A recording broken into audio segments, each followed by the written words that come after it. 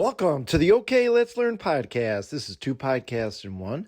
One where we dive into tons of interesting family-friendly books and stories, and another where we just dive into tons of interesting topics and people. My name is Kevin O'Keefe. So today, let's learn all about the life of George Washington, our hero of the Revolutionary War, our first president, the man who said he wouldn't be king. He gave up power so that he could set the foundation of everything that came after the foundation of democracy, the foundation of, yes, he didn't even want political parties. He was the one and only unanimous choice to be our leader from the beginning. And universally, I think anybody that's living here today, you say, what one person, if you had to pick one person, was responsible for us being an independent country way back when? It's George Washington, and he is celebrated today as much as he was celebrated during his lifetime. And here's how we will tackle this. You can come here for one place to know all about his life. And yes, we're not going to cover so many of the areas that a lot of us know in terms of his time during the Revolutionary War, his time during the presidency. We're going to tackle so much of his personal life, what a lot of us don't know. There is certainly a time and place and plenty of other places you can dive into everything about his life. And here's the thing. Listen to this. The reason we know so much of his life, historians can almost reconstruct his life almost day to day. Why? The Library of Congress, listen to this. It owns almost 77,000 Washington items between letters, diaries, military records, financial accounts, surveying books, farm reports, and tons of other paperwork. It's absolutely amazing. He deliberately, intentionally preserved all of his records. And right from the beginning, this fellow, one of his Revolutionary War aides, David Humphreys, he actually began an authorized biography that Washington actually had some part in putting together, or at least he was able to take a look at it. And then since that time, because he wrote, like I said, these meticulous diaries, 36 of his diaries actually survive. So I'm doing the research, and I've got at least here 4 to 5 different multi-volume biographies that were done. And then as you go into the 1900s, you've got even more. But if you're looking for one place to go, and this is a celebrated author, you got to check out Ron Chernow's Washington, A Life. That was from 2010, and he's been celebrated for writing Alexander Hamilton's biography, which inspired the Broadway play. So let's dive into George Washington's life. Okay, let's learn. He was born into a well-to-do family, not the top levels of society, but he was born on February 22nd, 1732 at Pope's Creek in Westmoreland County, Virginia. His father was Augustine Washington. He was a planter, he was a businessman, and he was a local judge who owned several plantations and had interest in iron production. He had been previously married to Jane Butler, but she had passed away in 1729. That marriage produced 7 children, including 2 sons who survived into adulthood, Lawrence Washington and Augustine Washington Jr. Lawrence would be huge in terms of George's future. So after George's father's first wife passed away, then his dad married Mary Ball, who was George Washington's mother. George, listen to this, was the oldest of 6 children. After George, there was Elizabeth, Samuel, John Augustine, Charles, and Mildred, although Mildred passed away really young. That meant, right? Think about it. He grew up with a lot of brothers and sisters. But in his early years, he moved a lot. They eventually settled in this area called Ferry Farm, which was across the Rappahannock River from Fredericksburg. And unlike his older half-brothers, he didn't go to college. He wasn't educated really at all, that a lot of these well-to-do families had their oldest sons be educated, right? Most of his education was hands-on and practical. And talk about an example of the fact that he was able to save everything. His actual childhood school books survived. And along with his school books were these rules of civility and decent behavior. And there were more than 100 rules that he copied by hand. Again, talk about character and developing it so early in your life. These were about controlling your emotions, treating people with respect, and bottom line, behaving properly in company. But his life changed dramatically when he was only 11 years old. His father passed away. It was 1743. He inherited Ferry Farm, and he also inherited 10 enslaved people. Slavery then would become part of his entire life. Now, there's so many what-ifs in all of our lives, but this was the defining what-if moment in George's life. With his father passing away, listen, like I said, this was his lost opportunity to be educated. His life could have definitely gone in dramatically different ways. But it was his older half-brother, Lawrence, who was 14 years older than him, that became like a surrogate father to him. Lawrence had served in the British military in the Caribbean and had married, this is big, Anne Fairfax. This was a huge, influential family in Virginia, and this is no doubt George's introduction to high society and wealth. This Fairfax family was really connected with the crown in England, and there was a time where teenage George was going to join the British Royal Navy, but his mother said, no, this is not going to happen. But again, this is so important to know. Through Lawrence and their Fairfax family, George Washington became acquainted with Lord Fairfax. He owned millions of acres of Virginia land. And then in 1748, at only 16, Washington joined a survey expedition into the Shenandoah Valley. And here's what you really need to know about this job, because it really was his first job. This is not just about a teenager walking around with a map. Surveyors were essential to this expanding colony, right? Because the land had to be measured, boundaries had to be established, and properties needed to be recorded. The work that he did out in the wilderness, number one, it established his work ethic, it established his proficiencies, and what it also established was his ability to persevere. Literally, he was traveling on horseback, he slept out in the open, in the wild. I mean, you can just imagine the early experiences that he was getting. So here he is now, a year later, and he actually got an official appointment as a surveyor of Culpeper County. This is really his first big job. And here's the thing, it paid well. And as he started going out and surveying this western land, he began buying some of this property himself. So land ownership would become literally his future, his obsession, and really, obviously, how he became so wealthy.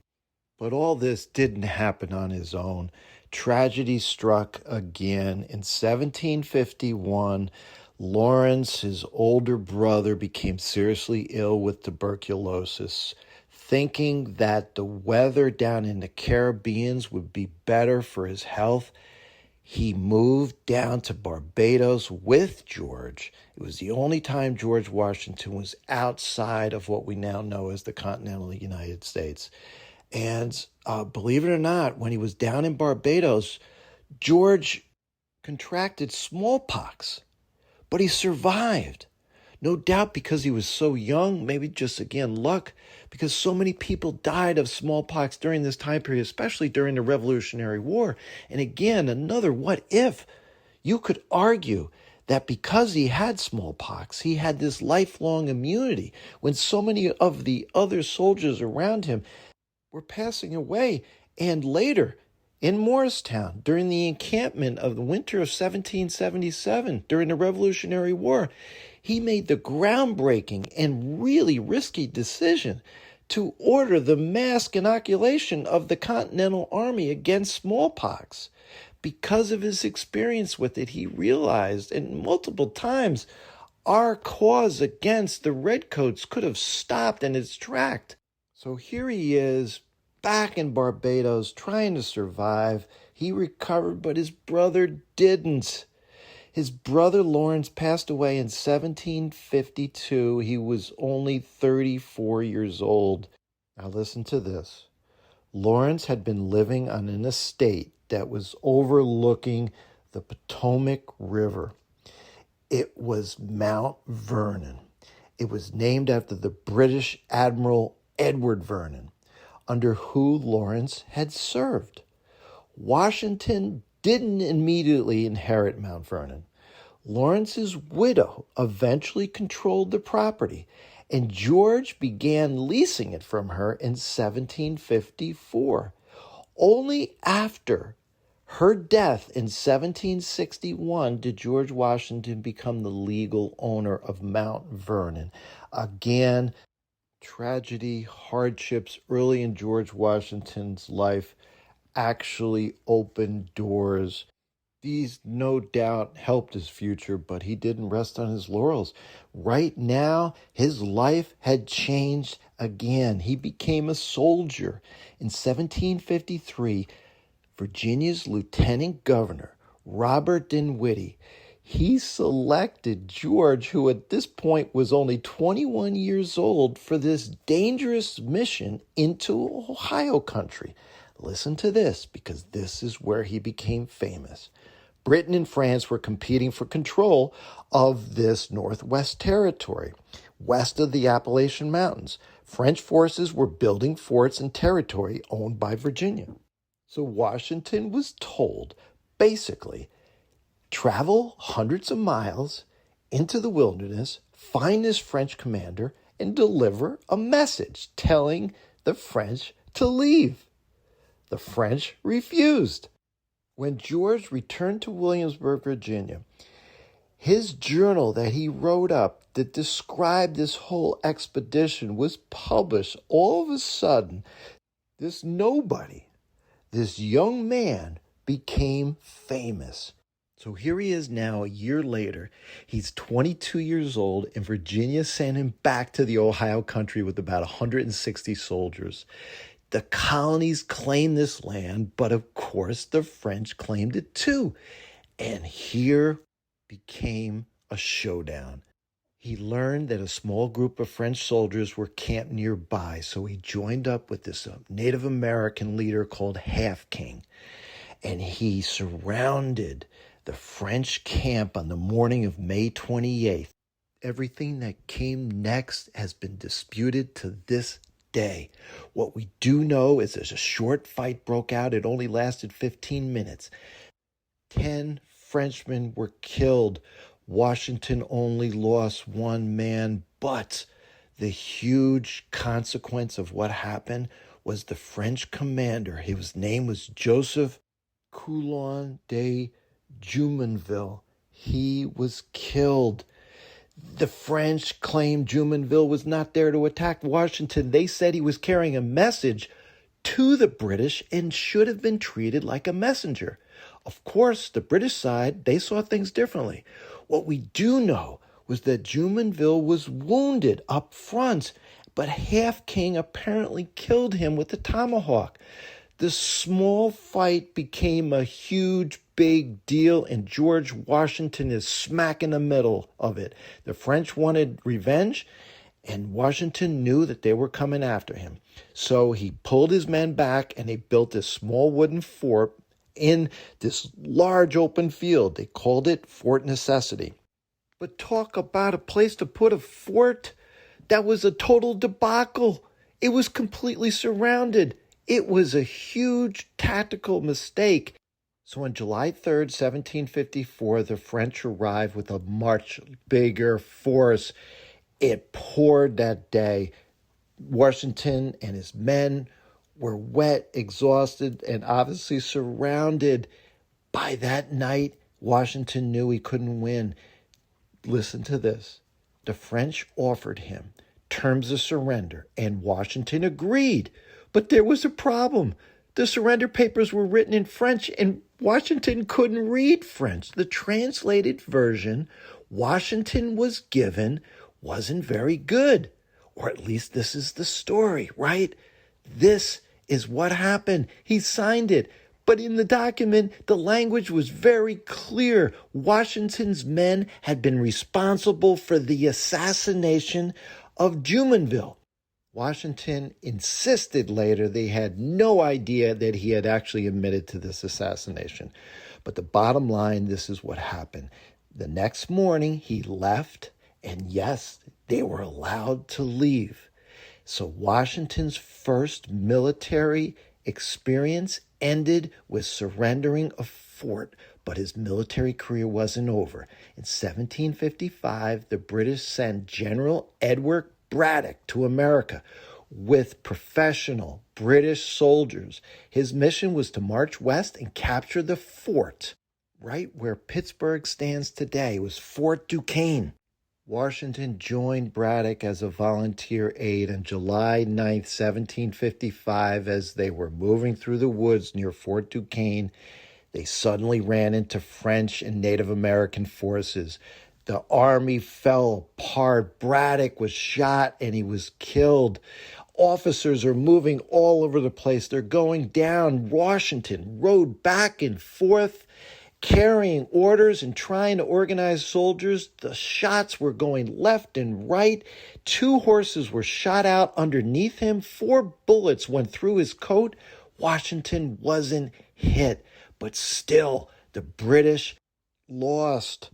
But what happened as a result of this? Now, shortly after this in August, George Washington is 23 years old, but because of the stories that ended up coming out of this battle, he was given command of the Virginia Regiment, Virginia's main military force. And again, he is so young. But ironically, he wanted more even at this early age, and this became a huge influence in terms of his thinking years later. He wanted a commission in the regular British Army, but they didn't give it to him. Immediately, he saw the difference between how Britain treated regular British professionals and their counterparts in America. Even though he was an American colonel, he could see the difference and the way that they were treated. So here he goes forward. He had a successful expedition in 1758, and he finally forced the French from Fort Duquesne. And listen to this. Here he is now 26. You would think he's just beginning to have a long military career, but he quits. He leaves the military, and almost immediately his life changes dramatically. Why? Because he met this lady by the name of Martha Dandridge Custis, and she was a widow. Now, Martha was born in 1731. She was the oldest of 8 children of John and Frances Dandridge.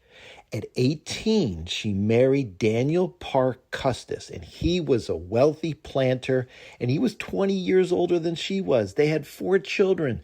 2 died very young. The 2 surviving children of Martha were John Park Custis, named Jackie, and Martha Park Custis, named Patsy. Then Martha's husband died suddenly in 1757. Martha was only 26, but now she was this huge, wealthy widow responsible for managing an enormous estate. And yes, the word got out. People started talking. And through a lot of different connections, there was no particular matchmaker, but Washington had heard that, yes, Here she is by herself. He ends up coming down to visit her in March of 1758. And then what? Only 10 months later, in January of 1759, they got married. They would never have their own children together. But obviously, he became a stepfather and later he became a grandfather. Obviously, marriage transformed him financially. Through Martha, he gained control of all the Cuttis property, unfortunately, including hundreds of enslaved people. And here he was now, one of Virginia's wealthiest individuals. And soon, the center of his world became Mount Vernon. When people see his home today, it's easy to think, yeah, he just inherited this. But no, that's not exactly how it happened. The house became a relatively modest Washington home. He spent decades making it bigger and redesigning it. He raised the roof, he added rooms, and eventually he added north and south wings. By the time he passed away, this place that you can visit today contained 21 rooms, almost 11,000 square feet, almost 8,000 acres. And you see, this was his home, this was his respite, this was his passion. Here's a list of things he did over the years. Number one, he was a tobacco farmer, but then he moved away from that. He increasingly grew wheat. He experimented with fertilizers, crop rotation, working with his livestock, setting up farm machinery. He set up a commercial fishery on the Potomac. He actually built a grist mill and manufactured whiskey on his property later in his life. But it's important to understand this is this huge piece of his life. And like I said, you can still visit it today. But understand this, when he inherited all of this property from his wife, Martha, Mount Vernon wasn't inherited from Martha. Remember, this home was originally built by his father, and it was later passed to George's half-brother Lawrence that we talked about earlier. Once Lawrence passed away, George did not take over ownership. Right? It was Lawrence's wife who owned the property, but George began leasing the estate from Lawrence's widow. When Anne Fairfax Washington, Lawrence's widow, passed away, it was then that George inherited the estate, and yes, he moved his family there shortly after he was married. So it was all these experiences with being a landowner, being a businessman, where he saw not only the slights that he had as a soldier from the crown, from Britain early on in his military career, but he saw all of the effects of what was happening to him as a businessman through the Stamp Act in 1765 and the Townshend taxes beginning in 1767. So all during this time period, he was one of the men that, yes, was at the right place at the right time and did agree with a lot of sentiments that was going against the crown. Why? Because he had been involved in government as he became a businessman. Originally, he tried to win a seat in the Virginia's House of Burgesses in 1755, but he lost. But he ran again 3 years later, 1758. That's when he started in politics, and yeah, he served for the next 16 years. So he was a loyal British subject, but like I said, attitudes started to change. So by 1774, he began supporting the boycott of British goods and was chosen to represent Virginia at the First Continental Congress. When fighting started in Lexington and Concord in April 1775, he just didn't all of a sudden jump in from being a farmer to being a Revolutionary War commander. No, he had been moving in this direction for years. So, because of his experience in war, because of his status as a wealthy, prominent person from Virginia, ultimately on June 15th, 1775, Congress unanimously chose him, 43 years old, to command this new Continental Army. Think about this. In the prior month, in May, he left Mount Vernon, and he was just expecting to attend this political meeting, right, in Philadelphia. Well, guess what? He wouldn't return home permanently for more than 8 years. And what happened during those 8 years? I think we know. It's not a stretch to say that what he did was nothing short of a miracle. Think about it. He went up to Boston to put together a permanent standing army when all he had was really nothing other than a bunch of farmers and some local militia guys. Really, looking back on it, like I said, who would think that he could beat the biggest military, the biggest army on the planet at the time? Here's the thing. He was 43 years old, and he didn't win by constantly winning battles. It was just the opposite. He lost major battles around New York and came dangerously close to seeing the revolution collapse. There were multiple times that he escaped really within a moment's notice. Long Island, Harlem Heights, Fort Lee, New Jersey. What he did was he engaged with the Redcoats, but ultimately his job that he knew when he was so outnumbered and so outmaneuvered was just to keep going, keep the army intact. And this was another issue. So often the enlistments would be over, and this happened on that night of Christmas when he knew that most of his standing army would disappear because their enlistments were over. And he had that dramatic moment where he crossed the Delaware, surprised the Hessians, and finally had a victory. So here we are now in January 1776. He brought his army to Morristown, New Jersey. Why? Because it was wintertime, number one, and during this time, it was tradition where there was no fighting, and it didn't make sense to fight, right? Why Morristown? Well, the mountains around this town here in northern New Jersey helped protect the army from the British. They were in New York. Being in Morristown, they could see them in New York, and there was no easy passageway to get from New York to Morristown. There was only really one passageway through the Watchung Mountains, so they were safe.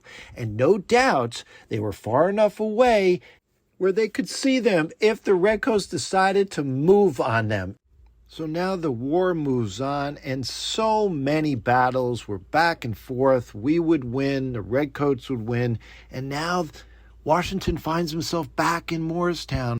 It's 1779 going into 1780. He stays at the Ford Mansion right there again in Morristown, and it's actually still there. It's up the hill from the downtown Morristown, and all the other soldiers, 10,000 of them, stayed nearby in Jockey Hollow, and they endured one of the coldest winters of the century. The snow was deep, the food was scarce, the soldiers really were hanging on literally with hardly any clothes, shoes, and Washington was struggling to keep clearly the army together. It's an absolute miracle. But then, as the spring approached, a huge day, May 10th, 1780, what happened? Well, George got a knock on the door at Ford Mansion in Morristown. It was the Marquis de Lafayette. He came with news saying that, yes, France would be sending troops. Finally, France was on our side, but they hadn't been actually fighting with us. They didn't send troops. But now they would. Marquis de Lafayette is memorialized with George Washington and Alexander Hamilton on the Morristown Green. There's a sculpture, a life-size bronze statue of each of them there, really to memorialize, like I said, this unbelievable moment. What Lafayette had done is he had convinced Louis XVI to send a fleet of ships and French soldiers. 6,000 French soldiers were on their way to help the struggling Continental Army. A few years before he had come to America, he had fought alongside Washington. Really, Washington treated him almost like the son he never had. And then, because he saw that the cause was so righteous, he returned to France, and that's when he came back and convinced his king to end up helping the cause. No doubt this couldn't have happened at a better moment, because we certainly were down and out, very little standing army at this point, and the British had just captured Charleston, South Carolina. That same month, the promised French army finally arrived in Newport, Rhode Island in 1780 in the summertime. Like I mentioned, it was almost 6,000 troops and it was commanded by General Rochambeau. But for almost a year, Washington and Rochambeau couldn't find the right opportunity to use their combined forces. Washington originally wanted to attack the British in New York City. Then during the summer of 1781, everything came together. British General Lord Cornwallis moved his army into Yorktown, Virginia, while Lafayette followed him and kept Washington informed of his movements. At the same time, Washington learned that a large French fleet under Admiral de Grasse was sailing towards Chesapeake Bay. Washington quickly changed his plan. Instead of attacking New York, he and Rochambeau secretly marched their armies hundreds of miles south towards Virginia. The French fleet reached the Chesapeake and defeated a British fleet trying to get through, which meant Cornwallis couldn't escape by sea. So then what happened next? Washington and Rochambeau surrounded Yorktown with 17,000 American and French troops. Several weeks of siege and heavy cannon fire. Cornwallis realized there was nowhere to go. He was trapped. He surrendered on October 19th, 1781. It was only 17 months after Lafayette had arrived in Morristown with the news of the French military help. And it was that help, soldiers on land and the French Navy at the sea, that proved decisive, with Washington having his greatest victory. No doubt they had defeated the British. Now, Yorktown, at the time, it didn't officially end the Revolutionary War, but it was by far the last major battle, and it definitely broke their will. And it was 2 short years later where the Treaty of Paris was signed in 1783, and now the United States was a reality. But Washington immediately did something that shocked so many people. He gave up power. That December, he appeared before Congress and resigned.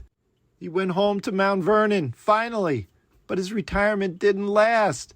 It was 4 years, and the government was under the Articles of Confederation, and it was a complete debacle. So now it's 1787, and he attended the Constitutional Convention in Philadelphia. He was chosen to preside over it. He was part of all the debates. It was all about creating a better government. The Constitution was created, and guess what they did? They created the office of the president. There was no question who was going to become our first leader. And yes, April 30th, 1789, he took the oath of office in New York City. He really didn't want to continue. He didn't want to be president, but he had his country over his own personal interests. And here's what he did. There was no instruction manual for being president. He created all these positions in the government. He had Thomas Jefferson as his Secretary of State. Alexander Hamilton was the Secretary of the Treasury. Henry Knox, Secretary of War. Edmund Randolph is Attorney General. And here's what was so important. So many precedents were established by what Washington did right away. He dealt with the creation of the federal financial system. There were huge conflicts as to how powerful the government would be. There were arguments back and forth between Hamilton and Jefferson.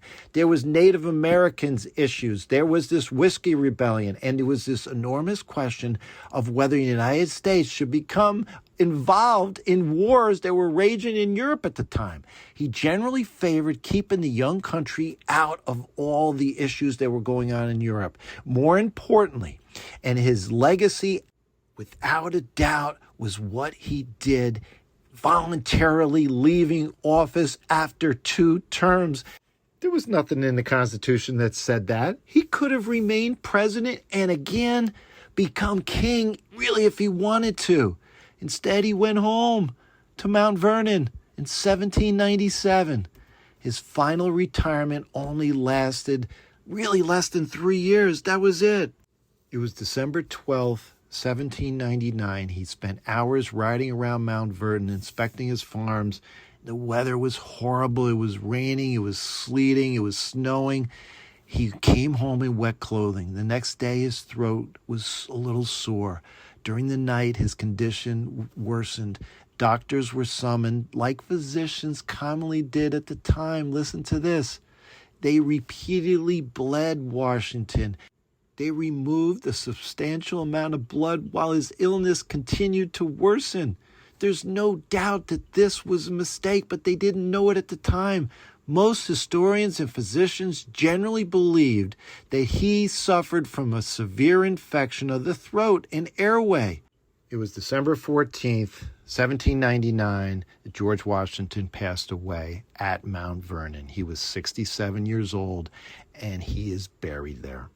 Now, to wrap up the podcast, just a few other bits of information that really is interesting to know about George Washington. He didn't get along with his mother. Letters, he would refer to her, he would address her. Instead of dear mom, dear mother, he would say honored madame.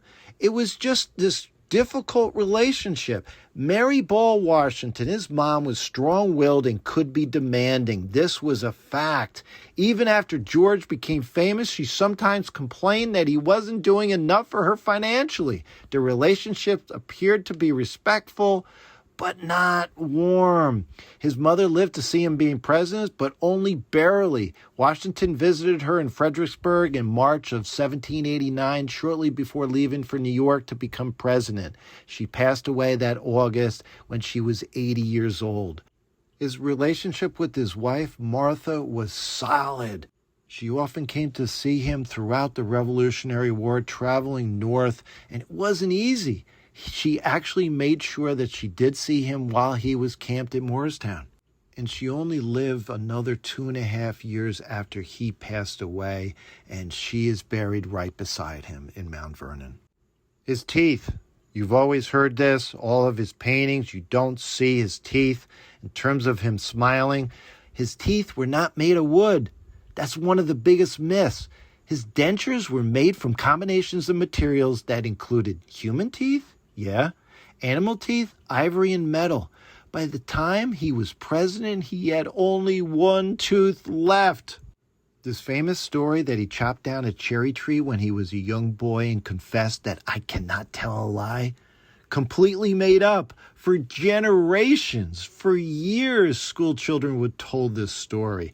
And his early biographer, Mason Locke Weems, he basically made up so much. It's unbelievable what some of these early biographers got away with. Historians have looked into this, and there's no credible evidence. And he did not wear a wig. This is, again, another myth.